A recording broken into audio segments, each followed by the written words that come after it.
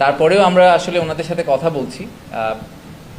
9 তারিখ হচ্ছে স্টারলিংকের demo day, right? So 9 তারিখে আমরা বাংলাদেশের যারা যেই সোসাইটিটা বা যেই ইনভেস্টর গ্রুপটা, যেই ব্যবসায়ীরা ইন্টারকন্টিনেন্টাল হোটেলে আসবেন, যেই সরকারি কর্মকর্তারা ইন্টারকন্টিনেন্টাল আসবেন, তাদেরকে আমরা স্টারলিংকের একটা টেস্ট দিব।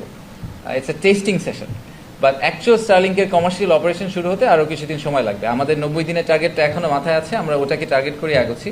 তো 90 দিনের টার্গেটটার সময় যখন আমরা লঞ্চ করব, তখন আমরা অবশ্যই ওনাদের সাথে যোগাযোগ করে দেখব যে উনি ওই সময় আসার জন্য আমাদেরকে টাইম দিতে পারেন কিনা। তাহলে will be very happy to host হিম।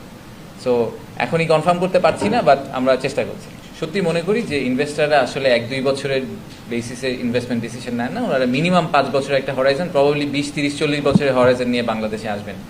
তো ওনাদেরকে অবশ্যই political stability, political consensus, political continuity, এই সবগুলো বিষয় নিয়ে ওনাদের ডিসিশন মেকিংটা কাজ করবে। তো সেটাই যদি হয়, এবং সেটার কারণেই কিন্তু আমরা বলছি যে আমরা এবার ইনভেস্টমেন্ট সামিটে 9-10 তারিখে 3টা পলিটিক্যাল পার্টিকে অ্যাকচুয়ালি আলাদা করে রুম করে দিয়েছি, যেই রুমে গিয়ে ওনারা আসলে ওই পলিটিক্যাল আউটফিটদের সাথে কথা বলতে পারবেন, যাতে ওনারা বুঝতে পারেন যে এই বাংলাদেশের টোটাল পলিটিক্যাল যে কমিউনিটি আছে তারাও কিন্তু বিনিয়োগের ব্যাপারে যথেষ্ট উৎসাহী।